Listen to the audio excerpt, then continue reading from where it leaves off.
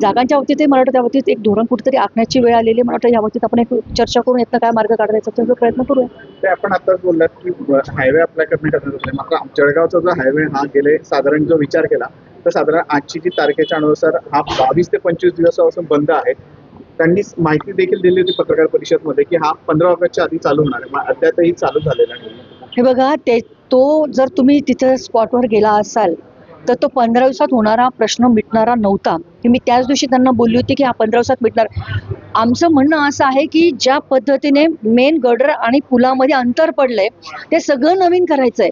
नवीन करायला जितका वेळ द्यावा लागेल तितका द्यावाच लागेल. एक बाजू जरी सुरू करायची असेल तर तितका वेळ त्याला द्यावाच लागेल. नुसतंच मलमपट्टी कोणत्याही गोष्टीची होऊन होते त्या मूळ आजारापर्यंत पोहोचावं लागेल. आणि त्याच्यामुळे त्या व्यक्तीला मी ब्लॅकलिस्ट पण केलंय. गडकरी साहेबांकडे त्या गोष्टीची मी कंप्लेंट केली आहे की असे कॉन्ट्रॅक्टर नुसते येतात काहीतरी करून निघून जातात. 8-9 महिन्यापूर्वी पण आपण याची कंप्लेंट केली होती की त्याचं काम जे चाललंय ते निकृष्ट प्रतीचं चाललंय. त्याच्यानंतर सेंट्रलची टीम पण आली होती, त्याला वेगळ्या सूचना पण केल्या होत्या, पण त्याने सूचनाचं कुठेही पालन केलं नाही. काम करायचं म्हणून कसं तरी पूर्ण करून ते निघून गेले. पण आज नुकसान मात्र जळगावकरांचं होतं. आज सगळी ट्रॅफिक आपल्याला गिरणा नदीच्या पुलावर वळवायला लागली. गिरणा नदीच्या पुलाची स्थिती आपल्याला सगळ्यांना माहिती आहे. त्याचंही टेंडर झालेलं आहे, त्याचंही काम आपण लवकरच सुरू करतो आहोत.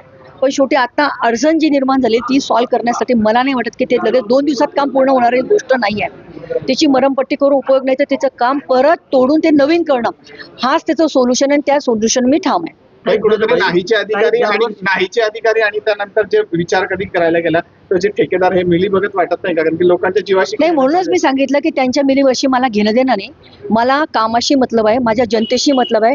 कारण सरकार कोणतीही गोष्ट जेव्हा करतं त्याचं पुढचं 50 वर्षाचं 100 वर्षाचं विजन ठेवून काम करतो. आणि कॉन्ट्रॅक्टर येत असतील उडक आता मला तुम्ही सांगा जे कामं आता सुरू आहेत 35% 64% बिलोने जर काम करतात ते कामाची क्वालिटी कशी देऊ शकणार आहेत आपल्याला. याच्यात मी गडकरी साहेबांशी पण चर्चा केली की जर ते कामाची क्वालिटी मिळणार असेल तर शासनाचं धोरण असेल की लोएस्ट, पण लोएस्ट जरी असेल तर लोएस्टमध्ये किती मर्यादा त्याला कुठेतरी मर्यादा घातली गेली पाहिजे. नाहीतर मग हे काम कोणतरी येतं काहीतरी अर्धवट करून निघून जातं, त्यांना नंतर आपल्या महाराष्ट्राशी घेणं नाही, जळगावशी काही घेणं देणं नसतं. पण याच्यावर कुठेतरी मॉनिटरिंग हे आमचं नाहीच आहे. पण त्यांनी सुद्धा ह्या गोष्टी द्यावायला जर मला वाटतं तात्कालीन त्यावेळेचे जे कोणी आमचे पिढी होते त्यांनी लक्ष घालायला पाहिजे होतं. मॉनिटरिंग शिवाय हे होऊ शकत नाही. मॉनिटरिंग गव्हर्नमेंटचं असतं. मग ते जिल्हा परिषद घ्या का नॅशनल हायवे घ्या का तुम्ही स्टेटचे हायवे घ्या, याच्यावर मॉनिटरिंग असतं. हे मॉनिटरिंग जर प्रामाणिकपणे केलं गेलं तर ही व्याज आपल्यावर आलीच नसते. याच्यामध्ये दोघांचे कुठेतरी संगनमत असलं म्हणूनच आपण त्याला ब्लॅकलिस्ट केलं आणि अधिकाऱ्याची त्यावेळेला मी ती ट्रान्सफर करायला होती त्याच्यासाठी केलं की त्यांचं मॉनिटरिंग अजिबात नव्हतं. तेव्हा त्या कामामध्येच त्यांचं दुर्लक्ष झालेलं होतं. आणि आता जे म्हणून त्यांना आपण या ठिकाणी त्याची चौकशी पण लावायला सांगितलेली होती की शेवटी दोघांच्या याच्याशिवाय कोणतंही काम म्हणजे सरकार असेल किंवा कॉन्ट्रॅक्टर असेल या दोघांचं पण एकमेकांचं संबंधातनं नीट चांगलं काम झालं पाहिजे याची कुठेतरी काळजी प्रकाशन घेतली गेली पाहिजे होती. काही आता जे शहरातून रोड तयार होत आहे त्याच्यामध्ये मी आता अशी मागणी केली की ज्या ठिकाणी ऍक्सिडेंटचे स्पॉट आहे म्हणजे शिव कॉलनी पासून तर ते तिघही स्पॉट आपण त्याच्यामध्ये म्हटलेले आहेत. चौथा जो स्पॉट आहे इकडचा आपला कालंका मातेचा तिथं नेमके 2 रस्ते मिळत असल्यामुळे आम्हाला तिथं मार्ग सापडत नाही. पण तरी मी अधिकाऱ्यांना पाठवलं होतं, तिथला सर्वे करायला सांगितलं. जर तशी गरज असेल तर तो पण आपण ॲडिशनल त्याच्यात करू. एक तर अंडरपास किंवा ओव्हरब्रिज दोघांचा आता DPR करायला सांगितलंय. जो फिजिबिलिटी असेल आपण त्या ठिकाणी तो करतो. ज्या दिवशी होईल मात्र महिनाभरात 4 लोकांचे जीव गेले. खड्डे जे पडलेले आहेत महामार्गावर ते प्रशासनाचे मी त्याचंही पत्र गडकरी साहेबांना दिलेलं आहे. सत्ताधारी भाजपचे नगरसेवक स्वतः त्यांना खड्डे बुजवावे लागतायत. अधिकारी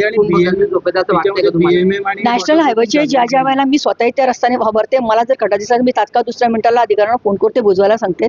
पावसाळ्याचे दिवस आहेत आणि खरं म्हणजे धुळं ते जळगाव ह्या रस्त्याचं तुम्हालाही माहिती आहे 3-3 वेळा कॉन्ट्रॅक्टर इथून कामं घेतले निघून गेले, नवीन कॉन्ट्रॅक्टर येत गेले आणि त्या कामाची कुठल्याही प्रकारची क्वालिटी आणि त्याचा जो DPR बनवला गेला त्याच्यामध्ये कोणतीच काळजी घेतली गेली नाही.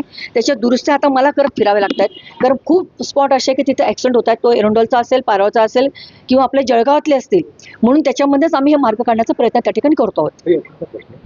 वाहनधारकांपूर्वी आहे जिल्हाधिकाऱ्यांना निवेदन देण्यात आले CNG पंप जळगाव जिल्ह्यात नसल्यामुळे मोठ्या प्रमाणात वाहनधारकांना जो आहे CNGचा CNG पंप तातडीने सुरू करावा अशी मागणी केली जात आहे. हो, मला 8 दिवसापूर्वीच या संदर्भामध्ये चर्चा एका विषयावर झाली होती आणि मला असं वाटतं की त्या माध्यमातून ज्या सेंट्रल गव्हर्नमेंटच्या ज्या काही आमच्या योजनांच्या माध्यमातून या ठिकाणी CNG पंप सुरू करण्यासाठी काय गरज आहे त्या माध्यमातून लक्ष करून आम्ही ते करण्याचा प्रयत्न या ठिकाणी करतो.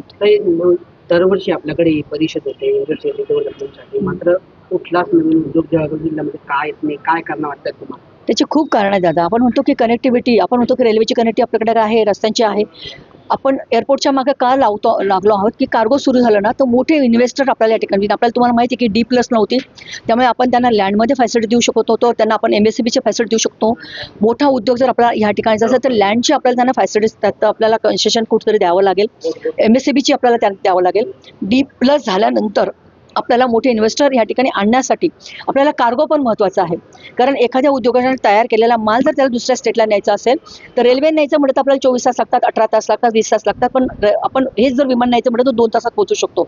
मग तो शेतकऱ्याचा माल असो का उद्योजक असो, कार्गोसाठी आम्ही प्रयत्नशील आहोत आणि मार्गी लावण्यासाठी त्यासाठी प्रयत्न करतो. म्हणून रनवे वाढवण्यापासून तर बिल्डिंग एक्सपांडपर्यंत आपण सगळे विषय आता तिथं, त्याचा टेंडरही झालेला आहे. फक्त रनवेचा विषय पेंडिंग आहे, तो आपण एखाद्या महिनाभरात तोही मार्गी लावतो.